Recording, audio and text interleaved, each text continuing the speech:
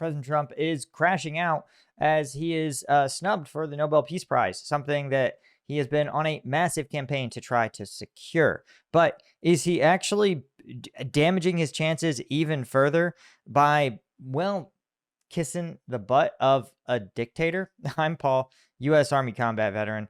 Let's talk about this dumb story. Now, before we do, of course, if you guys haven't taken advantage of the Strike Gum fall sale, buy 2 of anything, get a 3rd free. You have to add 3 to your cart, though. Don't stop DMing me. 1, 2, 3 packs, and then you'll see the discount automatically apply. We try to make it easy, but you can't fix everything. Of course, it also stacks. Yeah, there you go. Must add all 3 to your cart. It also stacks with our free shipping in the US and orders over 50. So go to strikegum.com and get yours today. It's literally it's sugar-free. It's made in the USA. It's veteran-owned, obviously. And it has all the caffeine of an energy drink in each individual piece of gum. So let's talk about this ridiculousness. Well, President Putin has said, Donald Trump, thank you so much. You really did deserve that Nobel Peace Prize. You should have gotten it for your work in allowing us to continue to obliterate cities in Ukraine.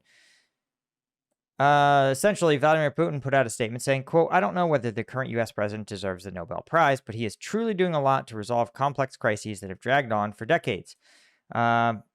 Right? And this is, of course, reflective of the fact that for the first time, President Trump, is treating Vladimir Putin and his war of aggression in Ukraine like some kind of legitimate issue, not an act of like pure unbridled territorial conquest.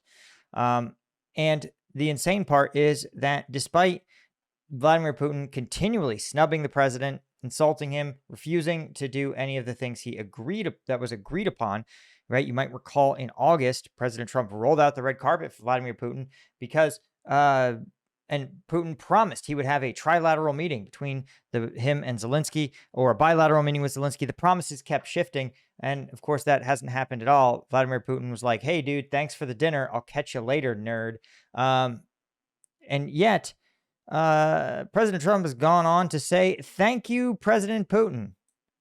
Honestly, dude, the insane part is that a Trump aide, of course, the rule in Trump land is that President Trump is never, ever, ever wrong. So one of his, a Trump aide and White House spokesman, Steve Chung, said the Nobel Committee proved they placed politics over peace, and that the U.S. president will, quote, continue making deals, ending wars, and saving lives.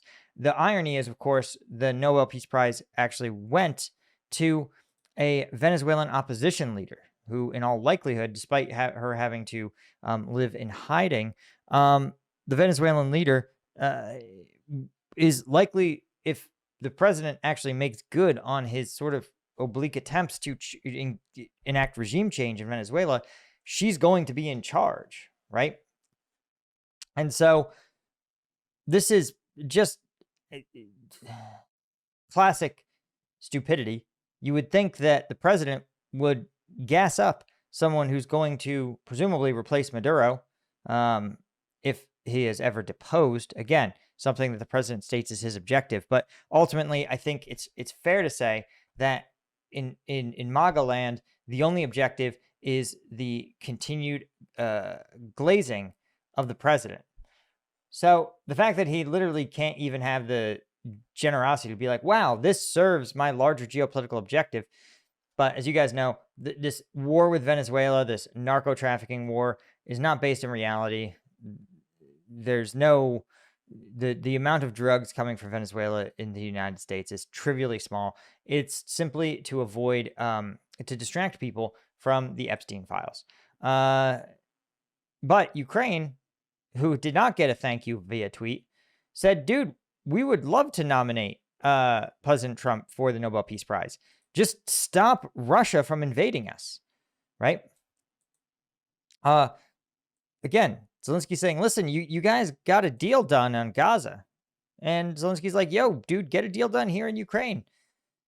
And this is probably pretty aggravating because, again, you see that the president was willing to extend to a third country in that deal NATO-like protections, right? But why can't Ukraine receive a similar level of protection? Obviously, it's a little more complex than that, but you're still talking about it is the calculus. I mean, they're different conflicts. I don't know what else to tell you. They're very different, but they are no less complicated, one versus the other. And when contacted for comment, the White House told Newsweek in a statement, quote, President Trump deserves the Nobel Peace Prize many times over. Fucking love that shit. This is fucking hilarious. But again, Trump says, everyone says I should get the Nobel Peace Prize for each of these achievements, ending 7 unendable wars. Which again, I'll say, if the Gaza ceasefire holds, that was an intractable conflict, and the U.S. put up tons of resources to make it happen. Right? And also worth noting, Barack Obama received it in 2009, literally just after months of being in the presidency. So that was a little bit, again, of glazing without accomplishment. I think that was probably, and he was probably not someone who should have gotten it at that time, given his subsequent like drone campaign, escalation in Afghanistan, and ultimately losing the war there. But I think the thing to take away from this is, again, that like you have Trump's ego, which is massive, but then you also have the fact that he is unable to, like, he frames his worldview in people who support him and who don't. And somehow Vladimir Putin in his mind is an ally and friend. And no matter how many times Vladimir Putin kicks him in the nuts, he still continues to go back to him. He's like a beaten dog. He just loves his owner so much, no matter what that owner does to him, right? It must be how Hassan's dog feels, just getting shocked right and left and still being like, I just love you so much. Thank you.